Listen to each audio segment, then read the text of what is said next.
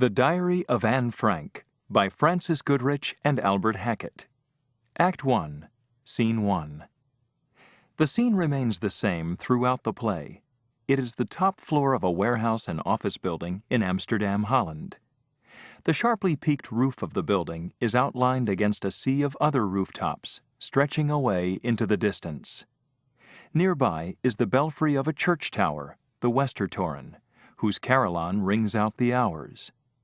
Occasionally, faint sounds float up from below, the voices of children playing in the street, the tramp of marching feet, a boat whistle from the canal. The 3 rooms of the top floor and a small attic space above are exposed to our view.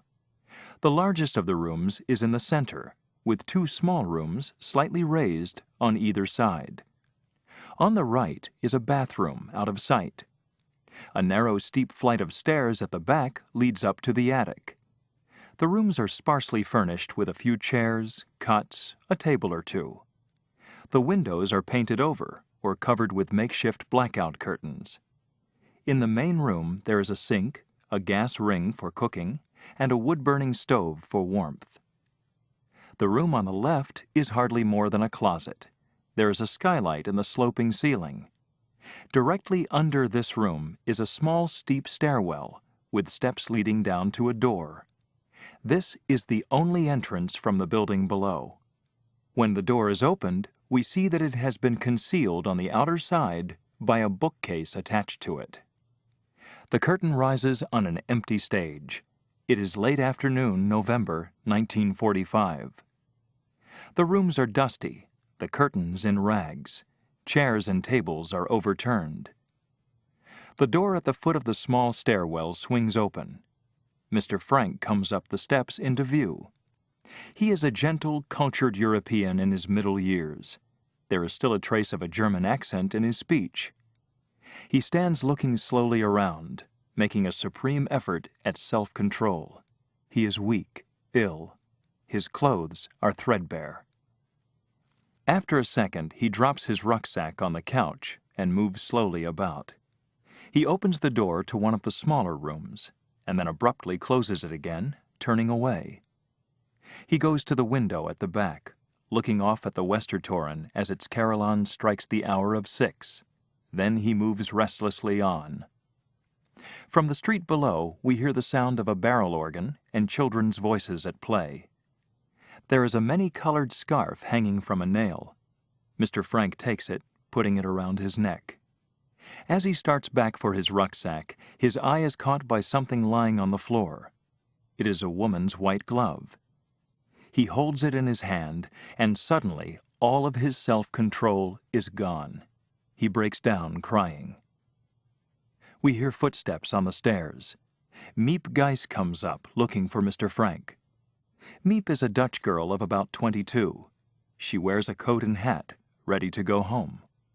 She is pregnant. Her attitude toward Mr. Frank is protective, compassionate. Are you all right, Mr. Frank? Yes, Miep, yes. Everyone in the office has gone home. It's after 6. Don't stay up here, Mr. Frank. What's the use of torturing yourself like this? I've come to say goodbye. I'm leaving here, Miep. What do you mean? Where are you going? Where? I don't know yet. I haven't decided. Mr. Frank, you can't leave here. This is your home. Amsterdam is your home. Your business is here waiting for you. You're needed here. Now that the war is over, there are things that... I can't stay in Amsterdam, Miep.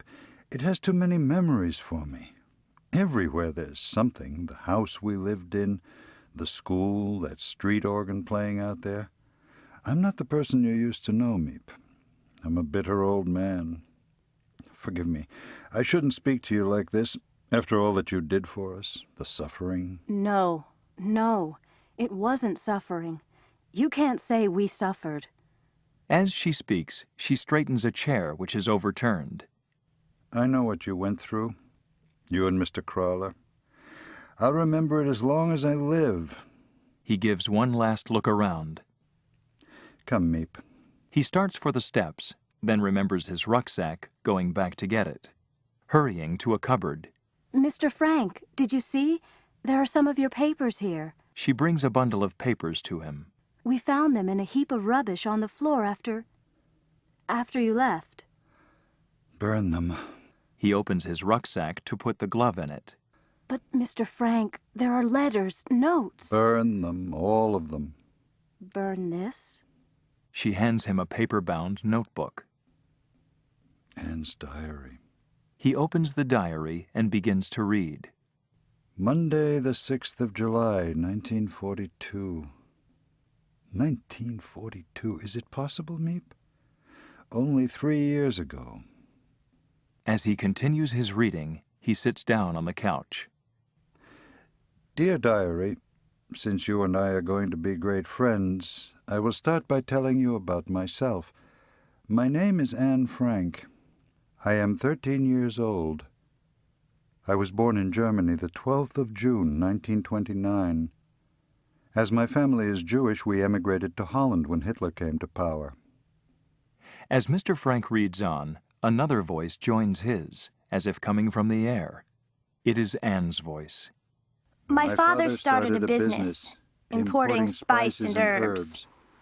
Things went well for us until 1940. Then the war came and the Dutch capitulation, followed by the arrival of the Germans. Then things got very bad for the Jews.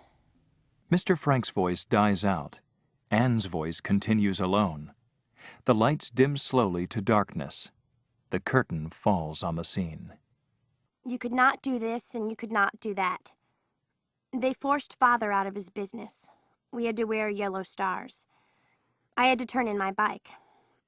I couldn't go to a Dutch school anymore. I couldn't go to the movies or ride in an automobile or even on a streetcar and a million other things. But somehow we children still managed to have fun. Yesterday, Father told me we were going into hiding. Where, he wouldn't say. At 5 o'clock this morning, Mother woke me and told me to hurry and get dressed. I was to put on as many clothes as I could. It would look too suspicious if we walked along carrying suitcases. It wasn't until we were on our way that I learned where we were going. Our hiding place was to be upstairs in the building where Father used to have his business. 3 other people were coming in with us. The Van Dons and their son Peter. Father knew the Van Dons, but we had never met them. During the last lines, the curtain rises on the scene. The lights dim on. Anne's voice fades out. Scene 2. It is early morning, July 1942.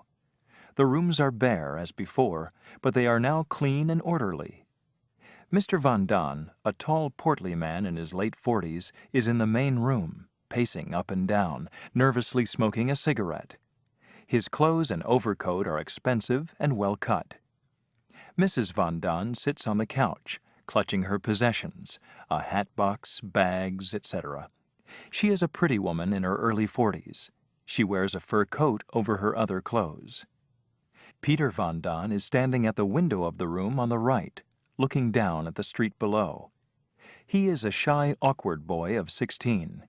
He wears a cap, a raincoat, and long Dutch trousers, like +4s. At his feet is a black case, a carrier for his cat. The yellow Star of David is conspicuous on all of their clothes. Something's happened to them. I know it. Now, Curly. Mr. Frank said they'd be here at 7 o'clock. He They said... have 2 miles to walk. You can't expect... They've been picked up. That's what's happened. They've been taken. Mr. Van Don indicates that he hears someone coming. You see? Peter takes up his carrier and his school bag, etc., and goes into the main room as Mr. Frank comes up the stairwell from below. Mr. Frank looks much younger now. His movements are brisk, his manner confident. He wears an overcoat and carries his hat and a small cardboard box. He crosses to the Van Dons, shaking hands with each of them. Mrs. Van Don, Mr. Van Don, Peter. There were too many of the green police on the streets. We had to take the long way around. Up the steps come Margot Frank, Mrs. Frank, Miep, not pregnant now, and Mr. Crawler. All of them carry bags, packages, and so forth. The Star of David is conspicuous on all of the Franks' clothing. Margot is 18, beautiful, quiet, shy. Mrs. Frank is a young mother, gently bred, reserved. She, like Mr. Frank, has a slight German accent. Mr. Crawler is a Dutchman, dependable, kindly. As Mr. Crawler and Miep go upstage to put down their parcels, Mrs. Frank turns back to call Anne. Anne? Anne comes running up the stairs. She is 13, quick in her movements, interested in everything, mercurial in her emotions. She wears a cape, long wool socks, and carries a school bag. My wife Edith, Mr. and Mrs. Van Daan, their son Peter, my daughters Margot and Anne. Mrs. Frank hurries over, shaking hands with them. Anne gives a polite little curtsy as she shakes Mr. Van Daan's hand. Then she immediately starts off on a tour of investigation of her new home, going upstairs to the attic room. Miep and Mr. Crawler are putting the various things they have brought on the shelves. I'm sorry there is still so much confusion. Please don't think of it. After all, we'll have plenty of leisure to arrange everything ourselves. We put the stores of food you sent in here. Your drugs are here. Soap, linen here. Thank you, Miep.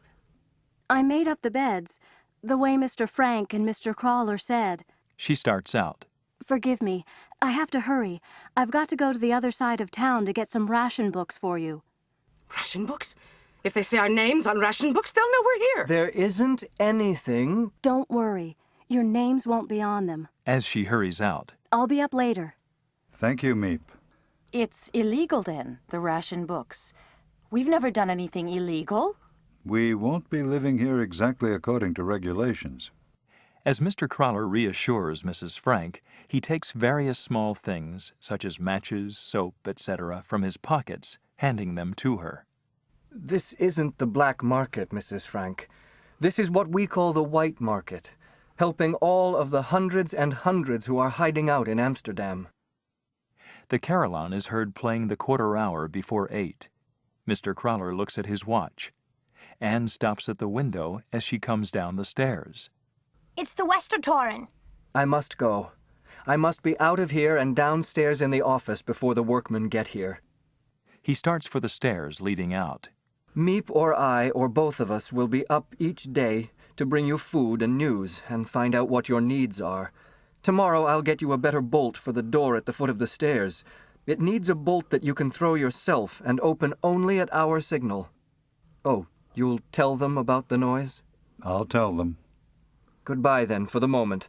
I'll come up again after the workmen leave. Goodbye, Mr. Crawler. Shaking his hand, How can we thank you? the others murmur their goodbyes. I never thought I'd live to see the day when a man like Mr. Frank would have to go into hiding. When you think... He breaks off, going out. Mr. Frank follows him down the steps, bolting the door after him. In the interval before he returns, Peter goes over to Margot, shaking hands with her. As Mr. Frank comes back up the steps, Mrs. Frank questions him anxiously. What did he mean about the noise? First, let us take off some of these clothes. They all start to take off garment after garment. On each of their coats, sweaters, blouses, suits, dresses is another yellow Star of David. Mr. and Mrs. Frank are underdressed quite simply. The others wear several things: sweaters, extra dresses, bathrobes, aprons, nightgowns, etc. It's a wonder we weren't arrested walking along the streets, Petronella with a fur coat in July, and that cat of Peter's crying all the way. Oh. A cat? Anne, please. It's all right. I've got on 3 more. Finally, as they have all removed their surplus clothes, they look to Mr. Frank, waiting for him to speak. Now, about the noise. While the men are in the building below, we must have complete quiet. Every sound can be heard down there, not only in the workrooms, but in the offices, too. The men come at about 8:30 and leave at about 5:30. So, to be perfectly safe, from 8 in the morning until 6 in the evening we must move only when it is necessary, and then in stockinged feet. We must not speak above a whisper. We must not run any water.